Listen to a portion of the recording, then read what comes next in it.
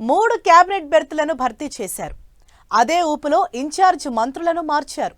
అందులో 3 ఏ జిల్లాకు ఇన్ఛార్జ్ మంత్రులుగా నియమించని సీఎం మరో 3 మాత్రం వేరే జిల్లాలకు ఇన్ఛార్జ్ మినిస్టర్లుగా మార్చారు. కొత్తగా కేబినెట్లో చేరిన 3కి 3 జిల్లాల బాధ్యతలు ఇచ్చారు. ఇన్ఛార్జ్ మంత్రులుగా ఉన్న ఆ 3 ఎందుకు తప్పించినట్లు? కేబినెట్లో చేరిన 3 మంత్రులకు అవకాశం ఇస్తూ సీనియర్ మంత్రులను పక్కన పెట్టడానికి కారణం ఏంటి? జిల్లా ఇన్ఛార్జ్ మంత్రుల మార్పు వెనుక రీజన్ ఏంటి? 3 సీనియర్లను ఎందుకు పక్కకు పెట్టినట్లు? మరో 3ని వేరే జిల్లాలకు ఇన్ఛార్జ్ గా వేయడం ఏంటి? ఇన్ఛార్జ్ మంత్రులకు వర్గ విభేదాలు తలనొప్పిగా మారాయా? తెలంగాణలో సీఎం రేవంత్ రెడ్డి పగ్గాలు చేపట్టిన తర్వాత పాత సాంప్రదాయాన్ని మళ్లీ తీసుకొచ్చారు. ఉమ్మడి రాష్ట్రంలో జిల్లాలకు ఇన్ఛార్జ్ మంత్రులను నియమించేవారు. ఇన్ఛార్జ్ మినిస్టర్ల ఆధ్వర్యంలో డెవలప్మెంట్ కార్యక్రమాలు స్పీడప్ అయ్యేవి. కానీ తెలంగాణ వచ్చాక ఈ సాంప్రదాయాన్ని పక్కన పెట్టారు. గత 10 ఏళ్లుగా లేని ఇన్ఛార్జ్ మంత్రుల పాలనకు సీఎం రేవంత్ రెడ్డి మళ్లీ మొదలు పెట్టారు. క్యాబినెట్ లో 11 మంది మంత్రులు ఉంటే డిప్యూటీ సీఎం భట్టి విక్రమార్కకు మినహా మిగతా 10 మంది మంత్రులకు 10 ఉమ్మడి జిల్లాల బాధ్యతలు ఇచ్చారు. ఈ ఏడాదిన్నర కాలంగా ఇన్ఛార్జ్ మంత్రి ఆధ్వర్యంలో ఆయా జిల్లాల్లో కార్యక్రమాలు చేపట్టారు.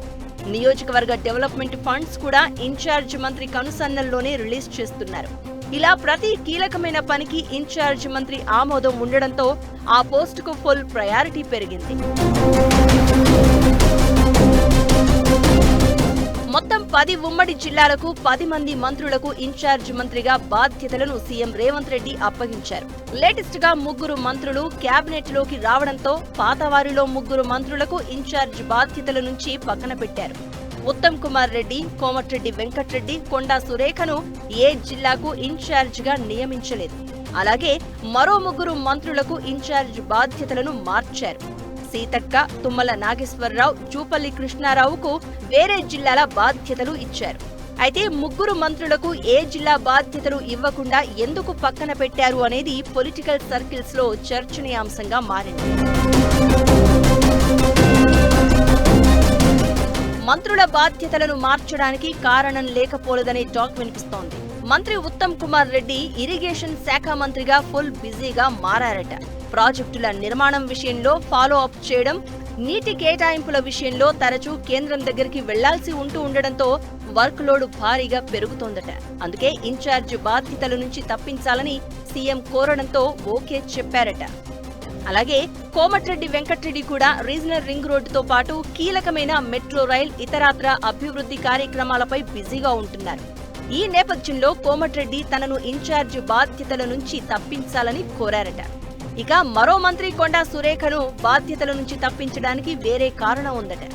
ఈ మధ్య కాలంలో మంత్రి కొండా సురేఖకు ఆరోగ్యం సరిగా ఉండడం లేదు అంటున్నారు. ఇన్ఛార్జ్ మంత్రిగా ఫుల్ టైం ఇవ్వలేకపోతున్నట్లు సీఎంకు చెప్పారట. అందుకే ఈ 3 బాధ్యతలను మార్చారట. దీంతో ఇన్ఛార్జ్ మంత్రులుగా కొత్తగా కేబినెట్ లో చేరిన గడ్డం వివేక్, వాకిటి శ్రీహరి, అడ్లూరి లక్ష్మణ్లకు ఛాన్స్ దక్కింది. ఇన్ఛార్జ్ మంత్రుల బాధ్యతల విషయంలో మరో 3 మంత్రులకు స్థానచలనం కలిగించారు సీఎం రేవంత్. మంత్రి సీతక్కను ఆదిలాబాద్ నుంచి నిజామాబాద్ జిల్లాకు మార్పు చేశారు. ఆదిలాబాద్ జిల్లా నేతలతో మంత్రి సీతక్కకు గ్యాప్ పెరిగింది. అక్కడి నేతలు మంత్రి సీతక్కపై ప్రెస్ మీట్ పెట్టి విమర్శలు చేశారు.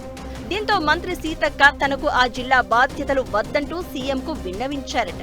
అందుకే ఆదిలాబాద్ జిల్లా నుంచి నిజామాబాద్ జిల్లాకు మార్చారు.